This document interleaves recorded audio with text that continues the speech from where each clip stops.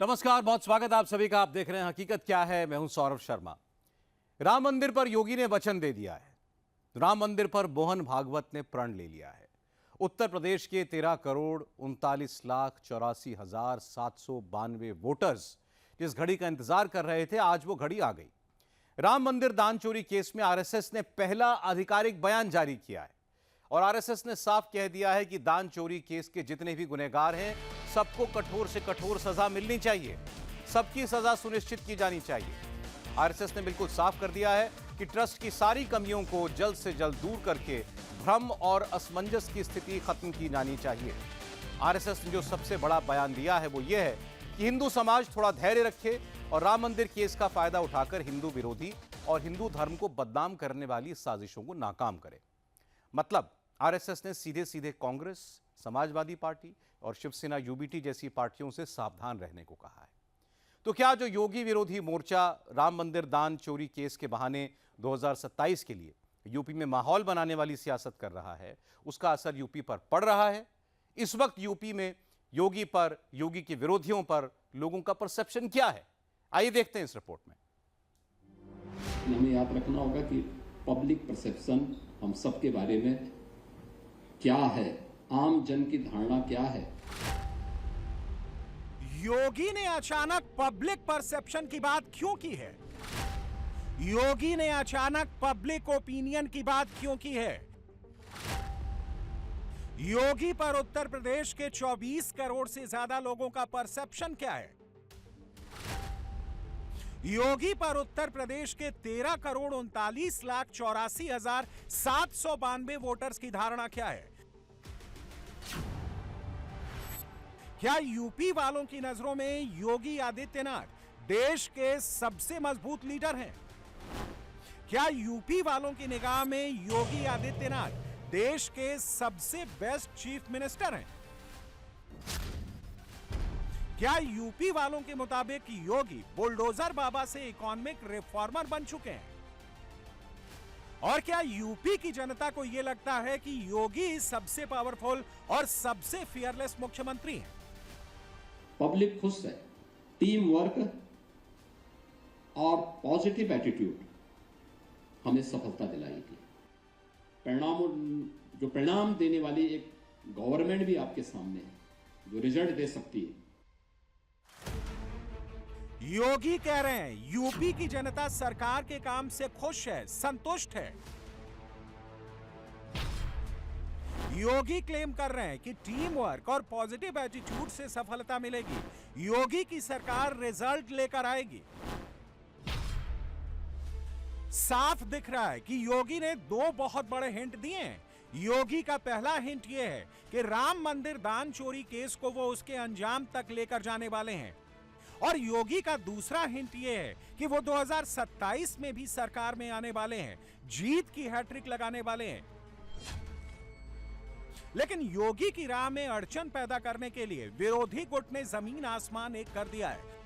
राम मंदिर दान चोरी केस का सियासी इस्तेमाल करके पब्लिक के परसेप्शन को योगी के खिलाफ करने वाले प्लान पर काम शुरू कर दिया है, और योगी आदित्यनाथ को लेकर यूपी के लोगों के पॉजिटिव परसेप्शन को नेगेटिव परसेप्शन में बदलने का काम 24/7 हो रहा है।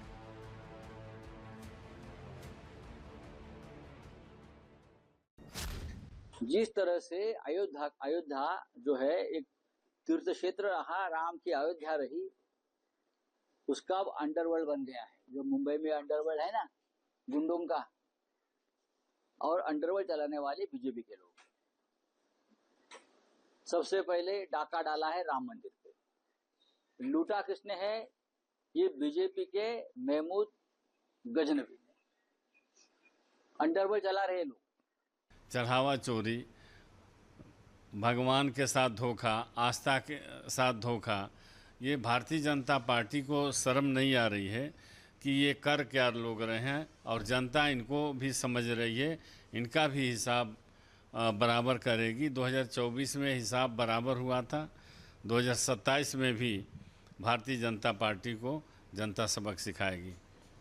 योगी आदित्य केसरिया से मन जोगी हुआ रे, दिल झूमे देखो।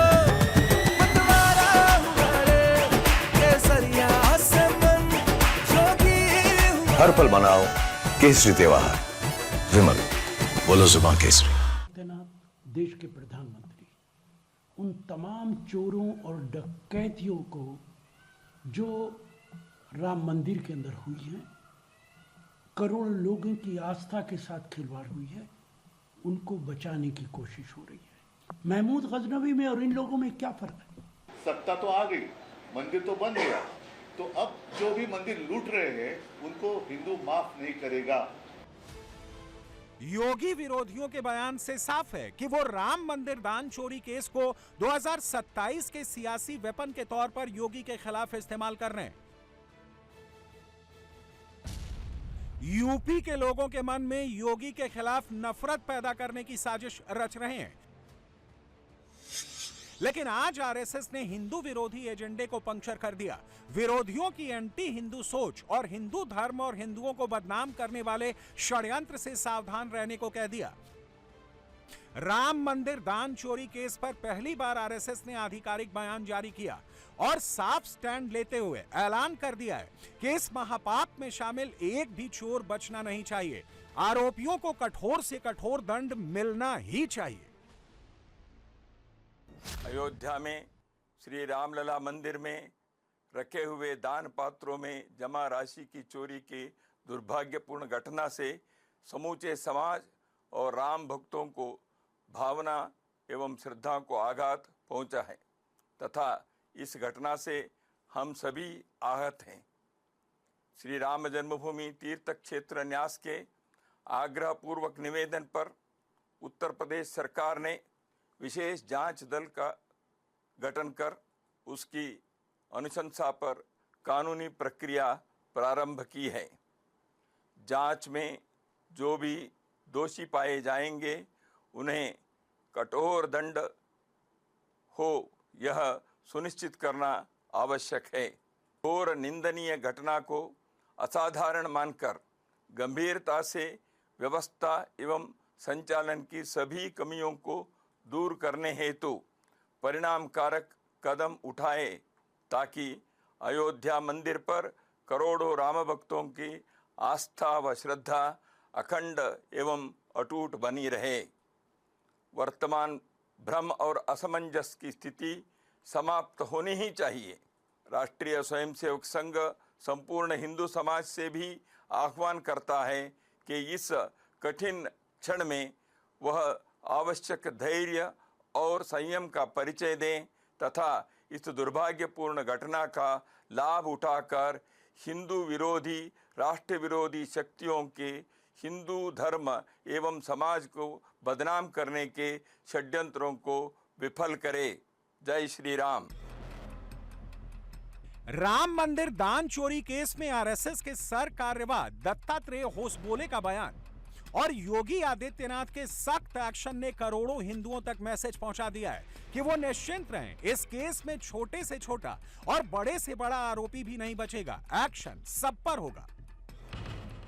यानी 27 दिन से लगातार योगी के जितने भी सियासी दुश्मन दान चोरी केस का इस्तेमाल करके योगी के खिलाफ माहौल बना रहे थे, वो एजेंडा धरा का धरा रह गया। चंद मिनटों में विपक्ष का सारा प्लान फेल हो गया। और ये इसलिए भी मुमकिन हुआ क्योंकि उत्तर प्रदेश की पब्लिक योगी के वर्किंग स्टाइल पर ट्रस्ट करती है। योगी इंसाफ करेंगे, इस पर भरोसा करती है। योगी आदित्यनाथ पर यूपी के 13,39,84,792 वोटर्स के परसेप्शन को समझने के लिए आज आपको 2021 की एक स्टडी रिपोर्ट दिखाते हैं।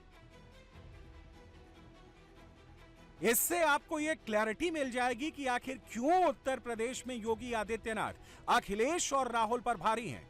योगी को लेकर यूपी का परसेप्शन ग्राफ बाकी विरोधियों पर बहुत ज्यादा हावी है। इस स्टडी रिपोर्ट के मुताबिक उत्तर प्रदेश के 58% लोग भ्रष्टाचार के खिलाफ योगी के एक्शन से संतुष्ट हैं। 64% लोगों की राय में योगी ने क्राइम के खिलाफ अच्छा काम किया है। यानी ये लोग इस पैमाने पर भी योगी से सेटिस्फाइड हैं। और पब्लिक का यही परसेप्शन उन्हें भरोसा दिला रहा है कि योगी राम मंदिर दान चोरी केस में दूध का दूध और पानी का पानी करके रहेंगे। 2021 की इसी स्टडी में हिंदुत्व और योगी आदित्यनाथ पर लोगों के परसेप्शन को समझने की कोशिश की गई थी। जिसमें 92% लोगों की राय में योगी सरकार ने हिंदुत्व के स्टेटस को बढ़ाने का काम किया है।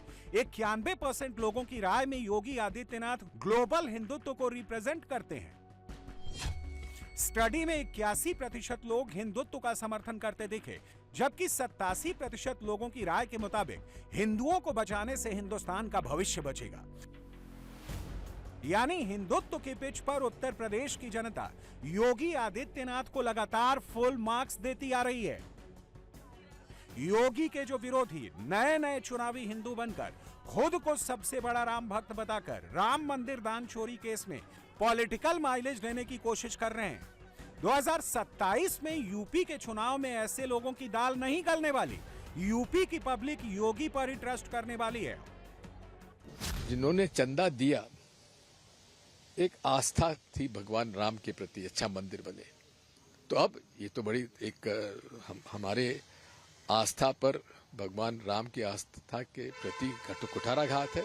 जो चील कौए गिद्ध 2027 के विधानसभा चुनाव के लिए इसमें अपने लिए मौका ढूंढकर हिंदुत्व को भी बदनाम करने की चेष्टा कर रहे हैं, उनसे समाज को उन्होंने सावधान किया है। अखिलेश जी ने कहा है कि वो सियाराम धाम बनाएंगे। वो तो मुख्यमंत्री 5 साल रहे थे, 5 सालों में तो एक बार भी अयोध्या नहीं आए थे। तो अब जनता कैसे मान लेगी कि उनको राम केसरिया से मन जोगी हुआ रे, दिल झूमे देखो मतवारा हुआ रे, केसरिया से मन जोगी हुआ। हर पल मनाओ केसरी त्योहार। विमल, बोलो जुबान केसरी। जिसे प्रेम हो गया है और वो सियाराम धाम बनाएंगे। मैं मानता हूं कि इस तरह के बयानों से कोई कंफ्यूज नहीं होगा, जनता उनके साथ हो इसका प्रश्न ही नहीं है। और जवाहरलाल नेहरू जी से लेकर के मुलायम सिंह यादव तक हिंदुत्व के विरोध में ही तो खड़े रहे। अब ये लोग राम जी के मित्र हो जाएंगे और लोग इनके बहकावे में आ जाएंगे। राम जी ने कह रखा है, मोहि छल कपट छिद्र न भावा। ये कपटी लोग हैं, इनका कपट सफल नहीं होगा। और लोगों के इस ट्रस्ट फैक्टर को समझने के लिए अब आपको योगी पर हुई स्टडी का एक और दिलचस्प ग्राफ दिखाते हैं। इस स्टडी में 88% लोगों ने माना कि वो योगी आदित्यनाथ के वादों और उनकी बातों पर भरोसा करते हैं। 72% लोग योगी सरकार की नीतियों पर यकीन करते हैं। 78% लोगों के मुताबिक वो उत्तर प्रदेश में योगी के सामने कोई दूसरा प्रतिद्वंदी खड़ा नहीं देखते। इसी स्टडी में 79% लोगों ने यह भी माना कि वो योगी प्लस बीजेपी की सरकार से पूरी तरह संतुष्ट हैं। 78% लोगों ने माना कि योगी आदित्यनाथ की लोकप्रियता हर दिन बढ़ रही है और 82% लोगों ने माना कि उत्तर प्रदेश में योगी आदित्यनाथ की सरकार ने उनके जीवन में पॉजिटिव बदलाव किए हैं। योगी पर हुई ये स्टडी आज भी उतनी ही प्रासंगिक है जितनी कल थी। योगी ने यूपी में लोगों की जिंदगी कैसे बदली, यूपी के 13,39,84,792 वोटर्स का परसेप्शन योगी को लेकर इतना सकारात्मक क्यों है, ये खुद योगी आदित्यनाथ से समझिए। कोई राजनेता या कोई सरकार बहुत कुछ बोल सकती है, अपने आप को वह किसी भी रूप में प्रस्तुत करने का प्रयास कर सकती है, लेकिन हमें याद रखना होगा कि पब्लिक परसेप्शन हम सब के बारे में क्या है, आम जन की धारणा क्या है, यह प्रशासनिक मशीनरी की कार्य पद्धति को तय करती है। जो भी परिस्थितियां रही होंगी, लेकिन 2017 के पहले लगभग 2 दशक का कालखंड ऐसा था यूपी का जिसके बारे में लोगों के मन में यूपी, या मैं मानता हूं लगभग 3 दशक का कालखंड ऐसा था जिसमें यूपी के बारे में लोगों की धारणाएं बहुत नेगेटिव हो गई थी। एक नकारात्मक भाव के साथ लोग सोचने लग गए थे। उसके लिए केवल प्रशासनिक अधिकारी दोषी नहीं, पॉलिटिकल लीडरशिप भी उसके लिए उससे ज्यादा दोषी है। लोग अक्सर इस शिकायत करते थे, साहब राशन नहीं मिल रहा है, किसी को राशन कार्ड की समस्या थी, किसी को अन्य प्रकार की समस्या थी। ई पॉस मशीन लगी, परिणाम क्या है? शिकायतें समाप्त। यानी मैं कह सकता हूं कि कॉमन मैन से जुड़ी भी उस समस्या का समाधान, पब्लिक खुश है। एक गरीब को राशन मिल जा रहा है और उस रिफॉर्म का परिणाम क्या है? जो सबसे ज्यादा नकारात्मकता होती थी और सबसे ज्यादा पाप जो लगता था कि एक गरीब भूखों मरता था और कुछ लोग राशन को चट कर जाते थे, उससे मुक्ति मिली। टीम वर्क और पॉजिटिव एटीट्यूड हमें सफलता दिलाई थी। पहले टर्म के बाद दूसरे टर्म में भी योगी को लेकर यूपी के लोगों का परसेप्शन पॉजिटिव में है। ये योगी की परफॉर्मेंस और योगी सरकार की संवेदनशीलता का असर है। 2027 का चुनाव आते आते योगी पर लोगों का ट्रस्ट और बढ़ेगा, घटेगा नहीं। इससे भी एक सर्वे से समझिए। दूसरी बार योगी की जीत के बाद लोकल सर्किल्स ने एक सर्वे किया था, लोगों से पूछा था कि उन्होंने लगातार दूसरी बार योगी की सरकार क्यों बनाई। तो इसके जवाब में 50% लोगों ने माना कि योगी सरकार ने पहले टर्म में उनकी उम्मीदों से भी अच्छा काम किया था। 65% ने माना कि योगी सरकार में करप्शन पर लगाम लगी। 78% ने कानून व्यवस्था पर योगी को फुल मार्क्स दिए। 83% ने इंफ्रास्ट्रक्चर पर योगी के काम को अच्छा बताया।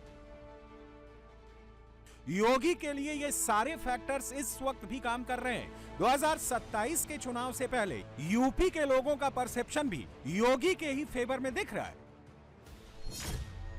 एक्सिस माई इंडिया के मुताबिक 2027 के चुनाव के मद्देनजर बीजेपी अभी एसपी से काफी आगे है। यूपी में लोगों की संतुष्टि का स्तर अच्छा बताया गया है। बीजेपी को अभी मजबूत स्थिति में दिखाया जा रहा है। योगी की लॉ एंड ऑर्डर, हिंदुत्व और विकास वाली छवि अभी भी मजबूत है। प्लस योगी की व्यक्तिगत लोकप्रियता इस वक्त भी ऊंची है। यानी योगी के जो सियासी दुश्मन राम मंदिर दान चोरी केस को हथियार बनाकर भगवान राम और भगवान शिव वाले पोस्टर में राहुल गांधी की तस्वीर चिपकाकर अपनी फोटो खिंचवा रहे हैं। महाराष्ट्र में उद्धव से लेकर यूपी में अखिलेश और राहुल तक और एमपी में दिग्विजय सिंह तक खुद को सबसे बड़ा राम भक्त बताकर बीजेपी विरोधी मोर्चा योगी के खिलाफ जितना शोर मचा रहा है, जितना नेगेटिव माहौल बना रहा है, वो सब धरा का धरा रह जाने वाला है। योगी विरोधियों की सारी साजिश फेल होने वाली है। और हम तो अभी आंदोलन करने जा रहे हैं, फिर एक बार जो राम जन्मभूमि का आंदोलन है वैसे ही छेड़ा जाएगा, क्योंकि ये सारी हिंदुओं की भावना का अपमान है कि भाजपा ने दान पेटी से पैसा को चुराया है।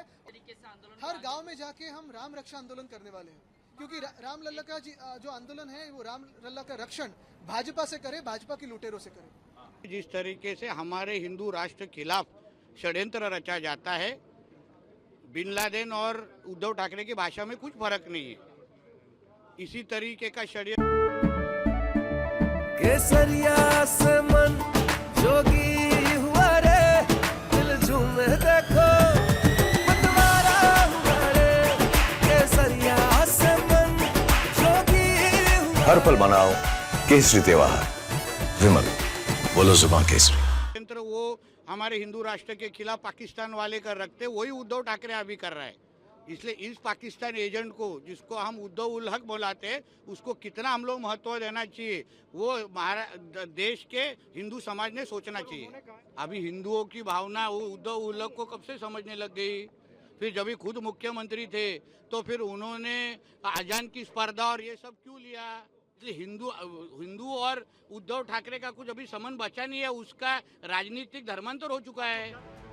विरोधी चाहे कितना भी जोर लगा लें, एंटी योगी परसेप्शन खड़ा करने के लिए झूठे नैरेटिव बना लें, यूपी की पब्लिक योगी के साथ ही है। यूपी में इस वक्त भी योगी ही हैं और संकेत भी यही मिल रहे हैं कि 2027 में ही योगी ही आने वाले हैं। पुतिन की नजर अब यूक्रेन से आगे है। वो अब यूक्रेन से आगे पोलैंड के बारे में सोच रहे हैं और पूरे यूरोप के नेताओं की नींद उड़ी हुई है। पोलैंड, फिनलैंड और लिथुआनिया पर रूस हमला कर सकता है। रूस का आज भी पूर्वी यूक्रेन में हमला जारी है और ज़ेलेंस्की भी सरेंडर के लिए तैयार नहीं है। यूक्रेन ने पहली बार मॉस्को पर बैलिस्टिक मिसाइल चलाई। यूक्रेन ने ड्रोन अटैक में रूस के एक और ऊर्जा डिपो को तबाह कर दिया। रूस यूक्रेन का युद्ध अब एक महायुद्ध की तरफ बढ़ रहा है। ऐसा हम क्यों कह रहे हैं, आप समझिए इस रिपोर्ट से।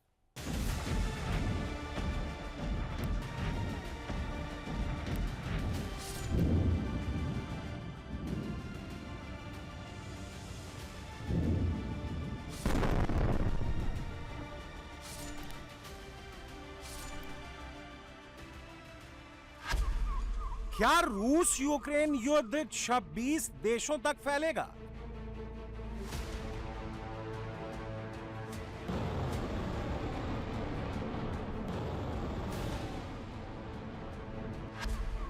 कीव जलाने के बाद क्या नाटो से युद्ध करेंगे पुतिन?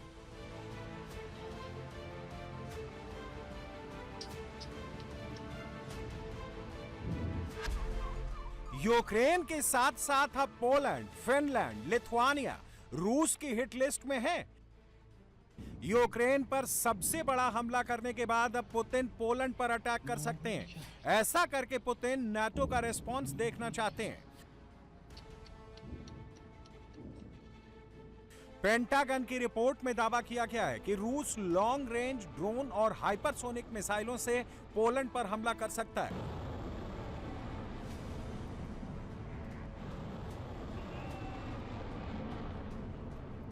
रिपोर्ट में यह भी खुलासा किया गया है कि पोलैंड पर रूस कहां से अटैक करेगा।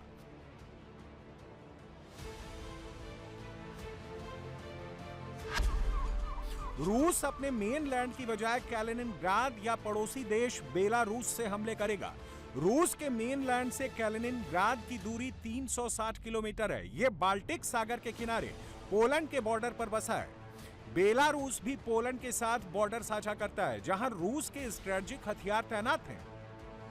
पेंटागन की रिपोर्ट यह भी कहती है कि पुतिन इन हमलों को एक्सीडेंटल बता सकते हैं ताकि नाटो से बड़ा युद्ध होने की नौबत ना आए।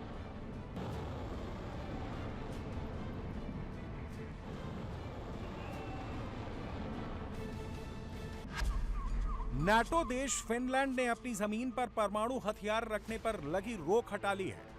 लिथुआनिया की संसद में अपने देश में परमाणु हथियारों की तैनाती के लिए सहमति दे दी है। मतलब अमेरिका, फ्रांस और ब्रिटेन में से कोई भी नाटो देश अब दोनों देशों में एटमी वेपन तैनात कर सकते हैं। पुतिन रूसी बॉर्डर से सटे देशों फिनलैंड और लिथुआनिया में नाटो के परमाणु हथियारों की तैनाती रोकने के लिए किसी भी हद तक जा सकते हैं। पुतिन के राइट हैंड दिमित्री ने खुलकर कह दिया है कि अब फिनलैंड रूसी परमाणु हथियारों की टारगेट लिस्ट में है।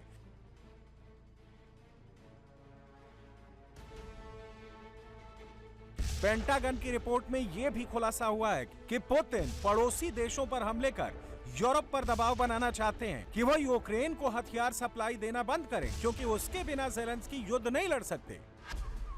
कीव पर डेडली अटैक के बाद ज़ेलेंस्की ने अमेरिका से फौरन मिसाइलों की सप्लाई मांगी है। ज़ेलेंस्की ने कम से कम 140 पैट्रियट मिसाइलों की डिमांड की है। उनका दावा है कि रूस की 70 बैलिस्टिक मिसाइलों को हवा में इंटरसेप्ट करने के लिए कम से कम यूक्रेन को 140 मिसाइलें छोड़नी पड़ती हैं। रूसी हाइपरसोनिक मिसाइलें हवा में दिशा बदलते हुए बहुत तेजी से टारगेट पर आती हैं, लिहाजा उन्हें इंटरसेप्ट करने के लिए एक से ज्यादा मिसाइल यूक्रेन को खर्च करनी पड़ती है। आज PURL प्रोग्राम के तहत मिसाइल्स की सप्लाई बहुत धीमी है। सबसे महत्वपूर्ण बात यह है कि हम प्रेसिडेंट ट्रंप और उनकी टीम से वही मिसाइल्स मांग रहे हैं जिन्हें देने का वादा किया था, क्योंकि यूक्रेन के पास पैकेज में जो हथियार देने के वादे किए गए थे उनकी पूर्ति बहुत धीमी है।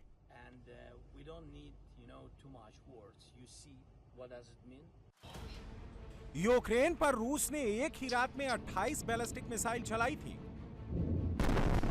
इनमें एक मिसाइल स्विमिंग पूल में जाकर टकराई। उस वक्त पूल में कुछ बच्चे स्विमिंग कर रहे थे। अचानक छत को फाड़ती हुई मिसाइल नीचे गिरी। उसके बाद पूल का क्या हाल हुआ वो तस्वीरों में देखिए। मिसाइल अटैक के बाद पूरा पूल मलबे से भर गया। जो बच्चे पूल में नहा रहे थे वो हक्के बक्के रह गए। किसी ने सोचा नहीं था स्विमिंग पूल भी रूसी हमले का टारगेट बन सकता है। कीव में रूसी मिसाइल और ड्रोन अटैक के बाद दर्जनों मल्टी स्टोरी बिल्डिंगें तबाह हो गई हैं। मजबूत से मजबूत इमारतें खंड खंड हो गईं।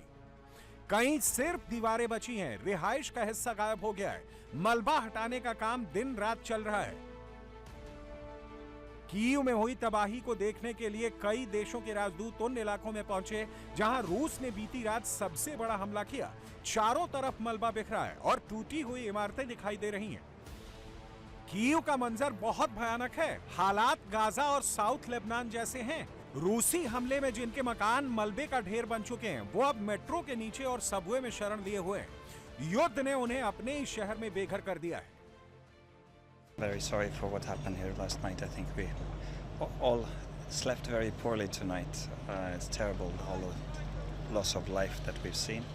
I understand that we've at least 2 victims here at this particular site. I understand also that at least 7 people have been pulled from the rubble thanks to the fantastic work of the SESU. Zelensky अपनी राजधानी को Gaza बनने से क्यों नहीं रोक पाए? Kyiv का एयर डिफेंस क्यों फेल हो गया? कीव में अमेरिका के पैट्रियट के अलावा जर्मनी का sky next air defence system लगा हुआ है। जर्मनी ने वंडर वेपन कहकर ज़ेलेंस्की को sky next air defence system दिया था। जब रूसी हमले हुए तो जर्मनी का वंडर वेपन काम नहीं आया। यूक्रेन का बदला, रूसी रिफाइनरी पर भीषण हमला। ज़ेलेंस्की ने बेलगोराद में पुतिन का पावर स्टेशन उड़ाया। यूक्रेन ने मॉस्को में पहली बार बैलिस्टिक मिसाइल से हमला किया है। दावा किया जा रहा है कि लंबी दूरी के ड्रोन के साथ यूक्रेन ने एक बैलिस्टिक मिसाइल भी लॉन्च की, जिसे रूस के S-400 एयर डिफेंस सिस्टम ने हवा में ही मार गिराया।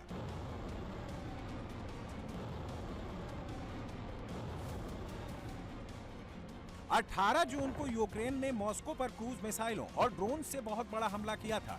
कई दिन मॉस्को अंधेरे में डूबा रहा। मॉस्को की सबसे बड़ी रिफाइनरी जलने से शहर के ऊपर काले धुएं की चादर बन गई थी। यूक्रेन ने रूस के बेलगोराद रीजन में हिमार्स रॉकेट से हमले किए हैं। वहां पर एक पावर स्टेशन को जला दिया है। इसके अलावा रॉकेट इंजन बनाने वाली एक फैक्ट्री को भी निशाना बनाया है। यूक्रेन को हिमार्स रॉकेट अमेरिका ने दिए हैं। ये 45 सेकंड में 6 मिसाइलें दाग सकते हैं। इन्हें रिलोड करने में सिर्फ 1 से 2 मिनट का टाइम लगता है। ये 80 किलोमीटर से 500 किलोमीटर तक मार कर सकते हैं। हिमार्स रॉकेट जीपीएस टेक्नोलॉजी से लैस हैं और सटीक निशाना लगाकर बहुत तगड़ी तबाही मचाते हैं। यूक्रेन ने बीते 1 महीने में रूस की 11 बड़ी तेल रिफाइनरी पर हमले कर दिए हैं। रूस में ऊर्जा सप्लाई से जुड़े 50 से अधिक ढांचों को भी यूक्रेन ने तोड़ दिया है। इसी का नतीजा है कि रूस में जगह जगह पेट्रोल और गैस के लिए लंबी कतारें लगी हैं। दुनिया का तीसरा सबसे बड़ा तेल उत्पादक देश भीषण ऊर्जा संकट से जूझ रहा है। देश में राशनिंग लागू करनी पड़ी है। लोगों को घंटों अपना कीमती वक्त पेट्रोल पंपों के बाहर गुजारना पड़ रहा है।